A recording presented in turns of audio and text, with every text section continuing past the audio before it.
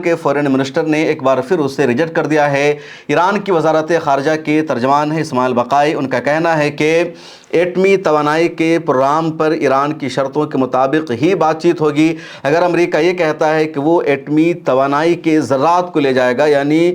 Uranium enrichment کو امریکہ کے حوالے ایران کر دے گا، تو یہ پوسیبل نہیں ہے، یا میزائل پروگرام کی ہم لمٹ طے کریں گے، یہ بھی پوسیبل نہیں ہے۔ ادھر امریکہ نے ہری جھنڈی دے دی ہے اس بات کے لیے ایران کو کہ ایران ابنائے ہرمز سے گزرنے والے جہازوں پر ٹیکس لگائے، اس کے ذریعے وہ پیسہ کمائے۔ کئی مرتبہ خود امریکی صدر یہ بات کہہ چکے ہیں کہ ایران ابنائے ہرمز سے گزرنے والے جہازوں پر ٹیکس لگائے، پیسہ وصول کرے، ہمیں اس سے کوئی دقت نہیں ہے، اور ایران نے باضابطہ اس پر عمل بھی شروع کر دیا ہے۔ ایران کے مرکزی بینک میں ابنائے ہرمز سے گزرنے والے جہاز سے پیسہ جو وصول کیا گیا تھا وہ وہاں پہنچ چکا ہے، ریسیو ہو چکا ہے، اور ایران وہ پیسہ ڈالر میں نہیں لے رہا ہے بلکہ یوان میں لے رہا ہے، کرپٹو کرنسی میں لے رہا ہے، یا کسی اور طریقے سے لے رہا ہے۔ ایران کا سب سے بڑا مطالبہ یہ تھا کہ اس جنگ میں اس کا جو نقصان ہوا ہے امریکہ ہرجانہ ادا کرے۔ امریکہ نے کہا کہ میں ادا نہیں کروں گا، کوئی اور آپشن سوچو۔ اس کے بعد ایران نے یہ سجھاؤ دیا امریکہ کو کہ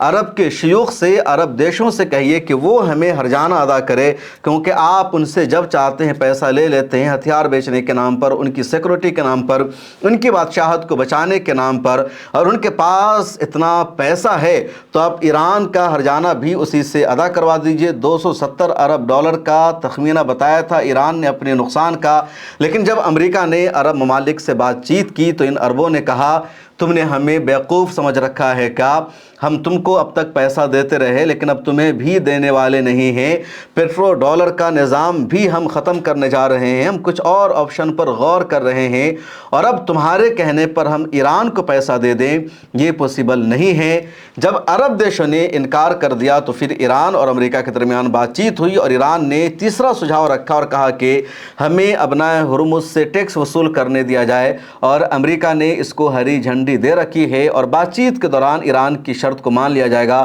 ہو سکتا ہے کہ کچھ سال تک ایک لمٹ طے کر دیا جائے کہ اتنے دنوں تک یہ ٹیکس وصولا جائے گا، اس کے بعد وصولا نہیں جائے گا۔ عرب ممالک اس فیصلے کے خلاف ہے کیونکہ عرب دیشوں پر اس کا سب سے زیادہ فرق پڑے گا۔ عرب ممالک کے یہاں جو سامان آتا ہے، جو کچھ یہاں سے جاتا ہے، سعودی عرب اور عمان کے علاوہ گلف کے جتنے ممالک ہیں، خاص طور پر کویت، قطر، بحرین یا یونائٹڈ عرب امارات، ان سب کے پاس اس کے علاوہ ابنائے ہرمز کے علاوہ کوئی اور آپشن نہیں ہے، تو یہ ممالک بہت زیادہ ناراض ہو سکتے ہیں۔ اب امریکہ کیسے ان دیشوں کو منائے گا یہ آنے والا وقت بتائے گا، لیکن ایران ٹیکس لگائے گا یہ بات بھی تقریباً کنفرم ہو چکی ہے، اور ایران اگر ٹیکس لے گا تو پیٹرو ڈالر کو بھی نقصان پہنچے گا، کیونکہ یہاں سے جو بھی جہاز گزرے گا اس کو ایران مجبور کرے گا کہ تم یوان میں یا کسی اور کرنسی میں ٹیکس ادا کرو، ڈالر میں نہیں کرو۔ تو امریکہ کو بھی بڑا جھٹکا لگنے والا ہے، اور ٹرمپ کی ایسے بھی ڈالر کو بچائے رکھنے میں زیادہ دلچسپی نہیں ہے۔ اس کے علاوہ اور کن کن شرطوں پر بات چیت ہوگی یہ آنے والا وقت بتائے گا۔ مسلم دنیا کو اس بات سے شدید ناراضگی ہے کہ ایران نے سیز فائر کی شرطوں میں یا مذاکرات کے دوران ایک مرتبہ بھی فلسطین کا تذکرہ نہیں کیا، غزہ پٹی کا تذکرہ نہیں کیا۔ غزہ پٹی میں لگاتار سیز فائر کا وائلیشن ہو رہا ہے۔ ویسٹ بینک میں اسرائیل نئی بستیوں کو بسا رہا ہے، نئے ولیجز کو بسا رہا ہے، دنیا بھر کے لوگوں کو بلا کر وہاں فلسطینیوں کے علاقے پر قبضہ کر کے ان کو وہاں آباد کر رہا ہے، اور ایران کی طرف سے اس طرح کی کوئی بھی شرط نہیں رکھی جا رہی ہے۔ فلسطین کو ایک اسٹیٹ کے طور پر ریکگنائز کر دیا جائے، اس طرح کا مطالبہ بھی ایران کی طرف سے نہیں کیا گیا، اور ایران کے اس رویے نے، اس عمل نے دنیا بھر کے مسلمانوں کو نقصان بھی پہنچایا ہے۔ حزب اللہ کی شرطیں موجود ہیں، لبنان کا تذکرہ موجود ہے، لیکن غزہ فلسطین کے حوالے سے کوئی بھی شرط ایران کی طرف سے جو شرط رکھی گئی ہے، جو پروپوزل رکھا گیا ہے، اس میں موجود نہیں ہے۔ امریکی صدر نے پہلے پاکستان آنے کی خواہش کا اظہار کیا تھا، لیکن اب وہ پاکستان آئیں گے اس کے امکانات نہیں ہیں۔ پاکستان کی راجدھانی اسلام آباد میں پچھلے 6 دنوں سے سخت سیکورٹی کے انتظامات تھے، کئی ساری سڑکوں کو بند رکھا گیا تھا، لوگوں کو وہاں سے گزرنے نہیں دیا جا رہا تھا۔ جس ہوٹل میں امریکہ اور ایران کا ڈیلیگیشن ٹھہرے گا وہ ہوٹل بھی پچھلے 6 دنوں سے خالی پڑا ہے، کسی اور کو وہاں رکنے نہیں دیا گا، کیونکہ پاکستان کو لگ رہا تھا کسی بھی وقت امریکہ کا فون آ سکتا ہے اور امریکہ کہے گا میں اپنا ڈیلیگیشن بھیج رہا ہوں،